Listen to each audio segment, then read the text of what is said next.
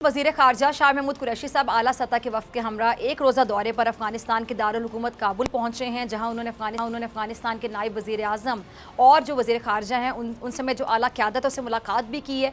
अच्छा, शाह महमूद कुरैशी साहब के साथ ISI के सरबराह लेफ्टिनेंट जनरल फैज़ हमीद साहब भी काबुल पहुँचे हैं और दफ्तर ख़ारिजा के मुताबिक अफ़गानिस्तान की जो अबूरी हुकूमत है उसके नायब वज़ीर आज़म की जानिब से वज़ीर ख़ारिजा शाह महमूद कुरैशी साहब और उनके वफ़द के एजाज़ में ज़ोहराना भी दिया गया है। और शाह महमूद कुरैशी साहब ने इस बात का इयादा किया है कि पाकिस्तान अफगान शहरियों को मुआशी बहरान से बचाने के लिए उनकी इंसानी बुनियादों पर मुआवनत करने के लिए पुरअज़्म भी है। अच्छा, पाकिस्तानी वफ़द के इस अहम दौरे पर बात करने के लिए मेरे साथ मौजूद हैं लेफ्टिनेंट जनरल रिटायर्ड शुएब साहब, सीनियर एनालिस्ट। बहुत शुक्रिया जनरल साहब वक्त देने के लिए, ज्वाइन करने के लिए। जनरल साहब, पहले ताज़ा तरीन खबर पर मैं बात करना चाहूँगी कि पाकिस्तान ने 6 से जो 4 शराइत हैं ना वो पूरी कर ली हैं, फिर भी पाकिस्तान को FATF के अगले सेशन तक ग्रे लिस्ट में रखने का फैसला किया गया है। क्या कहेंगे आप जनरल साहब? बिस्मिल्लाहिर्रहमानिर्रहीम। देखिए, पिछली दफा भी शाह महमूद कुरैशी साहब ने खास तौर पे कहा था कि ये फैसले सियासी हैं इनके, और ये अदारा सियासत की बुनियाद पे चल रहा है। ये कोई कानूनी या टेक्निकल कोई इनके इश्यूज नहीं है जिनकी बुनियाद 27 पॉइंट उन्होंने दिए थे। 27 में से तकरीबन 26 पे पूरा अमल हो चुका था और 27वें पे किसी हद तक थोड़ा सा अमल था। अब वो भी मेरा ख्याल है किसी हद तक मुकम्मल हो गया है, 19-20 शायद रह जाए। लेकिन असल चीज ये है कि FATF चूंकि एक ऐसा अदारा है जो कि मगरबी कुव्वतें उसको अपने मुफादात के लिए इस्तेमाल करती हैं, तो वो किसी भी मुल्क को जिसको वो आर्म ट्विस्टिंग करना चाहें उसको वो इस तरह का कोई उनके लिए बहाना ढूंढ के पीछे लग जाएं। अब देखिए कि पिछले साल भारत के 40 बैंकों को फाइनेंशियल मॉनिटरिंग के जो इंस्टीट्यूशंस हैं उन्होंने, फाइनेंशियल इंटेलिजेंस के इंस्टीट्यूशंस, उन्होंने 40 बैंक आइडेंटिफाई किए भारत के जो मनी लॉन्ड्रिंग में इन्वॉल्व थे। उनमें से बाज़ ट्रांजैक्शन इतने मशकूक थे कि उनका ख्याल था कि ये वाकई टेरर फंडिंग हुई। फिर पाकिस्तान ने डोजियर दिया जिसमें कि हमने वो बैंकों की रसीदें तक दी जो उन्होंने फंडिंग की हुई थी, टेरर फंडिंग। लेकिन और कलभूषण का भी आप देखिए, उसकी भी टेरर फंडिंग की हुई थी। लेकिन भारत को चूंकि उन्होंने नहीं लाना था, नहीं किया उन्होंने।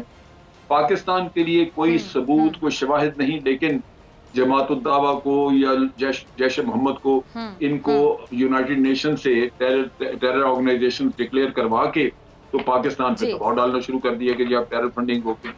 बहरहाल मैं इसको यूं देखता हूं कि पाकिस्तान ने बहुत मेहनत से काम किया, उससे हमारे अपने कवानीन बेहतर हो गए।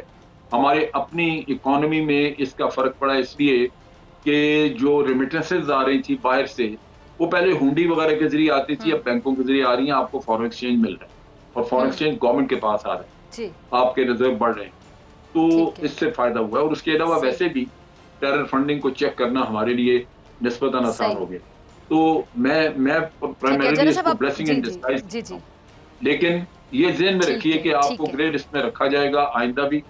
ये वो कहेंगे कि जनाब हमने आपकी रिपोर्ट देख ली, लेकिन अब हम जाके वहां पे पाकिस्तान जाके तो वेरिफिकेशन करेंगे। अच्छा, आइंदा भी ग्रे लिस्ट में आप कह रहे रखा जाएगा अभी?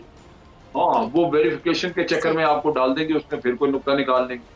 तो ये चलता रहेगा सिलसिला, क्योंकि आपने बहुत सारी चीजों पर अमल कर दिया तो ब्लैक लिस्ट में तो डाल नहीं सकते, कोई जवाब नहीं है। लेकिन ग्रे का बहाना ढूंढते रहेंगे और इसी तरह आपके ऊपर प्रेशर रखेंगे, जिस तरह IMF में भी आपको लटका के रखा।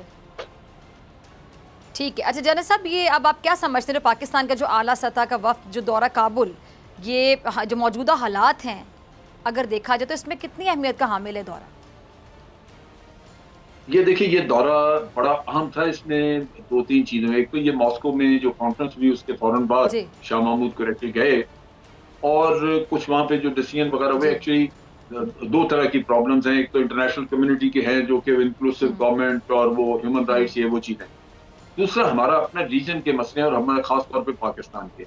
एक तो यह कि पाकिस्तान का रास्ता इस्तेमाल होता है, अफगानिस्तान ट्रेड के लिए इस्तेमाल करता है, उससे मूवमेंट है, हमारे 2 क्रॉसिंग पॉइंट्स काम कर रहे हैं, 2 या 3, तो इश्यूज आ जाते हैं वहां पे, क्योंकि तालिबान अभी पूरी तरह ट्रेंड नहीं है, उनके लोग उस तरह मैनेज नहीं कर सके चीजों को जो हम चाहते हैं, क्योंकि हमें डर है कि इनके आने जाने में टेररिस्ट ना आना शुरू हो जाए।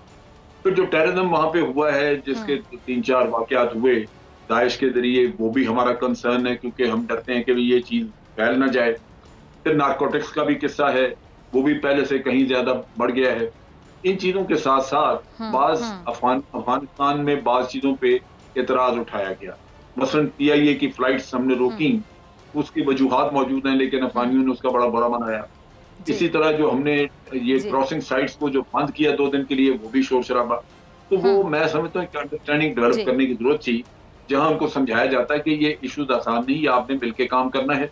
फिर जो बहुत अहम हमने काम किया, हम दुनिया को तो कह ही रहे हैं कि इनकी मदद करें, इनकी इकोनॉमी बैठी हुई है, ये मुल्क जो है ये दोबारा इंस्टेबल ना हो जाए, लेकिन हमने अपना हिस्सा डाला। आपने देखा कि 0 रेटिंग पे उनकी सब्जियां वगैरह और उनको फ्रूट्स का कहा कि भी आप ले आए यहाँ पे, और भी आइटम। तो पाकिस्तान उनको काफी हेल्प कर रहा है, जिसके वो शुक्रगुजार भी हैं, और हम चाहते हैं कि ये किसी न किसी तरह ये हुकूमत भी कामयाब हो, अफगानिस्तान स्टेबल रहे और वहां पे हालात ऐसे हों कि वहां दोबारा खाना जंगी न शुरू। ठीक है। अच्छा जनरल साहब, ये अमेरिका ने काफ़ी अरसे के बाद, तवील अरसे के बाद पाकिस्तान के लिए जो अपना सफ़ीर नामज़द कर दिया, और ये नए आने वाले जो अमेरिकी सफ़ीर हैं ये काबुल सफारत खाने में पॉलिटिकल काउंसलर भी रह चुके हैं। तो आपको क्या लगता है कि अमेरिका को हम ये कह सकते हैं कि एहसास हो रहा है कि अब पाकिस्तान के साथ मिलकर अफगानिस्तान इशू पर बातचीत की जाएगी, या फिर मामला कुछ और आपको दिखाई दे रहा है? नहीं, ये मेरा ख्याल है कि बुनियादी तौर पे तो चूंकि कहने में ये सुनने में आ रहा है कि वो अफगान इशू को ज्यादा बेहतर समझते हैं, तो बजाय इसके कि दर में खलीजदाद या कोई इस तरह के लोगों को अपॉइंट किया जाए, वो आए जाए, तो यहाँ पे सफीर वो रखा जाए जो दोनों काम कर सके, सवारकारी भी कर ले और फिर अफगान इशू को भी हैंडल कर ले। तो ये बात तो उसकी वजह से लगती है, लेकिन असल चीज जो है इसमें वो है पाकिस्तान को कायल करना, जहां वो हमसे एयर स्पेस को मांग रहे हैं कि जी इसमें से हमें एयर स्पेस में से हमें अपने ड्रोन गुजारने हैं, उसकी इजाजत दें, प्लस वो यहाँ पे इंटेलिजेंस शेयरिंग वगैरह को नया सेटअप लगाना चाहते हैं। ये चीजें हैं, ये अगर उनको किसी और मुल्क से मिल गई, मिसाल के तौर पर उनको ताजिकिस्तान से मिल जाती हैं, या उनको यही फैसिलिटी उज्बेकिस्तान से मिल जाती है, तो फिर वो शायद पाकिस्तान की थोड़ी बहुत जो उनको जरूरत है वो भी खत्म हो जाएगी। वरना वो कोशिश करेंगे कि पाकिस्तान से कुछ फैसिलिटीज अफगानिस्तान के लिए दी जाए। ठीक है। अच्छा जनरल साहब, ये अफगानिस्तान के नायब वज़ीर आज़म ने ये मुतालिबा किया है कि जी अफगानिस्तान में जो मौजूदा हुकूमत है उसको तस्लीम किया जाए, और साथ ही अमेरिका जो मुंजमद असासे हैं उसको बहाल करे। अब ये एक अहम बात है, मुंजमद असासों को बहाल करना।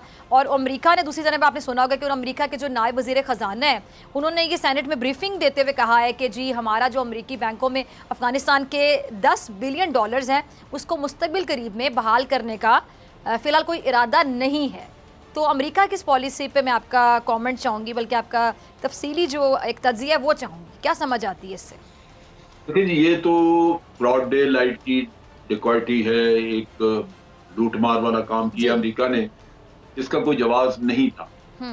फिर अमेरिका ने इनके साथ बहुत सारे वादा खिलाफियां की, जैसे मुआहदा जो किया था अमेरिका ने दोहा में, उसमें तयशुदा था कि इनको टेरर टैग के ऊपर टेररिज्म का लगा हुआ है लेबल वो उतारा जाएगा। अब वहां से इनके लोगों को जिनको टेररिस्ट डिक्लेयर किया गया है वो यूनाइटेड नेशन में उन लोगों के नामों से वो हटाया जाएगा। वो कोई भी चीज इन्होंने नहीं की, इसकी वजह से इनको ट्रैवल करने में भी दिक्कत है, क्योंकि जो लोग जिनको डिक्लेयर किया हुआ टेररिस्ट उनके ऊपर ट्रैवल रेस्ट्रिक्शंस भी हैं। तो अमेरिका ने तो कोई वादा पूरा नहीं किया, और ये जबरदस्ती की उन्होंने कि इनके $9-10 बिलियन जो है वो रोक लिए, जबकि उनके ऊपर मुश्किलात के पहाड़ टूटे थे। तो ये तो अमेरिका मनमानी करेगा, एक मुंह जोर किस्म का आप कह लीजिए कि मुल्क है जिसमें मुनाफकत है, और आप जो भी कह लीजिए, ये वो नहीं करेंगे। लेकिन दूसरी तरफ ये है कि इन चीजों को लेवरेज के तौर पे इस्तेमाल करके इनसे कुछ कंसेशंस लेंगे तालिबान से, वो दोबारा इस खित्ते में अपना पांव रखना चाहते हैं, लेकिन अब दूसरे तरीके से। पहले तो आर्मी के जरिए कर रहे थे कि फौज रखी, अब फौज नहीं, अब वो इंटेलिजेंस वगैरह घुसाना चाहेंगे यहाँ।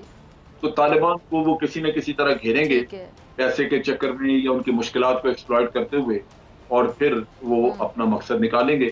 इसलिए मेरा नहीं ख्याल कि ना तो उनको वो तस्लीम करने लगे हैं फौरी तौर पे, ना ही पैसा देने लगे हैं, जब तक कि तालिबान की उनकी कोई अंडरस्टैंडिंग नहीं हो जाती। तो इससे तो मसाइल आपको फिर बढ़ते हुए दिखाई नहीं देते हैं कि अगर तस्लीम भी ना किया जाए, और फिर जो इस तरह कहा गया है कि जी अभी तक हमारा कोई इरादा नहीं है मुस्तबिल करीब में इसको बहाल करने का सासों को? देखिए, वो तब हो अगर दुनिया में बाकी मुल्क, मिसाल के तौर पे पाकिस्तान और जो खित्ते के मुल्क हैं 6 दूसरे, Russia, China, Uzbekistan, Tajikistan, Kyrgyzstan वगैरह, अगर ये सारे तस्लीम कर लें, ईरान भी कर ले, तो अमेरिका हाँ। का फिर वो ना करना जो है बड़ा फिर बेमानी सा हो जाता है। लेकिन उन्होंने दुनिया ठीक को इस है। तरह प्रेशराइज़ किया हुआ है कि कोई भी इनको तस्लीम नहीं कर रहा। लिहाज़ा वो अमेरिकी इससे हुँ, फ़ायदा उठा रहे हैं अपने इन्फ्लुएंस की वजह से। तो तालिबान तो तभी बार-बार लोगों को हुँ, कह रहे हैं, हुँ, दुनिया को कह रहे हैं कि जी आप तस्लीम करें। लेकिन यहाँ देखिए कि चाइना या हुँ, रशिया तक जो कि अमेरिका के खिलाफ हैं, वो भी तस्लीम नहीं कर रहे। क्योंकि हुँ, उनको भी ये फीलिंग है जी, कि इस वक़्त तक अफ़गान हुकूमत ने अपनी लेजिटिमेसी इंटरनेशनली एक्सेप्ट नहीं करवाई। दूसरा ये है कि ये नहीं कह हुँ, सकते कि ये हुँ, रिप्रेजेंटेटिव गवर्नमेंट है, क्योंकि ये इलेक्टेड नहीं थी। तो इसकी जी, रिप्रेजेंटेटिव गवर्नमेंट या लेजिटिमेसी तभी बनती थी कि अगर ये तमाम तबकात को अपनी हुकूमत में थोड़ा-थोड़ा हिस्सा दे के शामिल कर ले। वो इन्होंने किया नहीं। तो उसकी वजह सही, से कोई भी मुल्क, खित्ते के मुल्क भी इनको रिकॉग्नाइज़ करने के लिए, ऑफ़िशियली रिकॉग्नाइज़ करने के लिए तैयार नहीं हैं। वो कहते हैं जी ये गवर्नमेंट पहले ये बने, रिप्रेजेंटेटिव गवर्नमेंट हो, इंक्लूसिव गवर्नमेंट हो, फिर हम करेंगे। तो उसकी लेजिटिमेसी तब बन जाएगी। ये वो ठीक है, अमेरिका ने चक्कर चलाया जिसकी वजह से ठीक है, कोई भी मुल्क उनको तस्लीम नहीं कर रहा। तो उनको मुश्किलात हैं बड़ी इससे ठीक है, अफ़गानियों को। ठीक है। ठीक है जैनब साहब, बहुत शुक्रिया आपके वक़्त के लिए। सब्सक्राइब करें और बेल दबाएं ताकि कोई खबर रह न जाए।